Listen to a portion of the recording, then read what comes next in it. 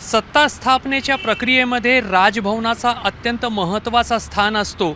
मात्र यंदा महाराष्ट्राच्या सत्ता स्थापनामध्ये मुंबईसह नागपूरमधील राजभवनाचाही एक स्थान असणार आहे। कारण महायुती सरकारच्या मंत्रिमंडळाचा पहिला विस्तार जो आहे तो उपराजधानी नागपूरमध्ये होणार आहे आणि उपराजधानी नागपूरमध्ये राज्यपाल यांचा जो निवास आहे राजभवन, त्या राजभवनामध्येच या मंत्रिमंडळाचा पहिला विस्तार जो आहे तो उद्या संध्याकाळी 4 वाजताच्या सुमारास होईल अशी माहिती आहे आणि त्या अनुषंगाने राजभवनमध्ये तयारी जी आहे ती पण सुरू करण्यात आलेली आहे।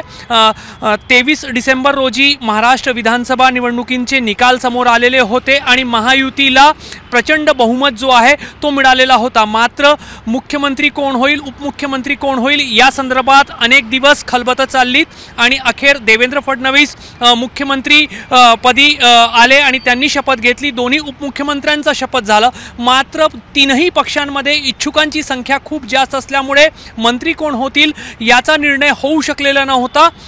आता उद्या हिवाळी अधिवेशनाच्या अनुषंगाने संपूर्ण सरकार, सर्व आमदार जे आहेत ते नागपूरला येणार आहे। उद्या नव्या सरकारचा हिवाळी अधिवेशन पूर्वीचा चहापानचा कार्यक्रम होणार आहे आणि त्यापूर्वी नव्या मंत्र्यांचा शपथविधी जो आहे तो होऊ शकतो। खरं पाहिलं तर राज्याच्या मंत्रिमंडळामध्ये 43 मंत्री होऊ शकतात।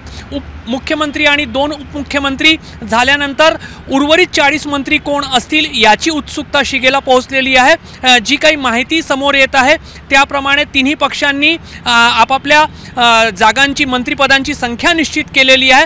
मात्र मंत्री कोण होतील हे अद्याप निश्चित नाही आहे। जी काही माहिती मिळत आहे त्याप्रमाणे राष्ट्रवादी काँग्रेसकडून त्यांच्या वाट्याला येणारे, त्यांच्या कोट्यातील सर्व मंत्रिपदं जे आहेत ते भरले जातील। मात्र भाजप आणि शिवसेनेमध्ये मंत्रिपदासाठीची इच्छुकांची यादी जी आहे ती खूप मोठी आहे आणि त्यामुळे ज्यांना संधी मिळणार नाही ते आमदार जे आहेत, ते वरिष्ठ आमदार जे आहेत ते नाराज होऊ शकतात आणि त्यांची नाराजी टाळण्यासाठी त्या पक्षाच्या श्रेष्ठींनी सर्व मंत्रिपदं भरायची नाही, काही 1-2 मंत्रिपदं रिक्त ठेवायची, म्हणजे जे मंत्री होऊ शकणार नाही त्यांना पुढे आम्हाला मंत्रिपद मिळू शकेल अशी एक आशा कायम राहील आणि त्या दृष्टिकोनातून भाजप आणि शिवसेना या दोन्ही पक्षांकडून काही मंत्रिपदं जे आहेत ते रिक्त ठेवले जाऊ शकतात। अगदी 1 किंवा 2 मंत्रिपदच असे असतील जे रिक्त ठेवले जातील। मात्र याच्या माध्यमातून जे नाराज आमदार आहे त्यांना साधण्याचा पक्षश्रेष्ठींचा प्रयत्न असणार आहे।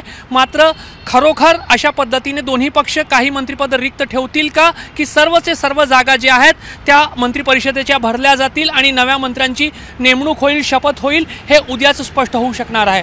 कॅमेरामॅन अतुल हिरडेसह रजत वशिष्ठ, एबीपी माझा, नागपूर। एबीपी माझा, उघडा डोळे बघा नीट।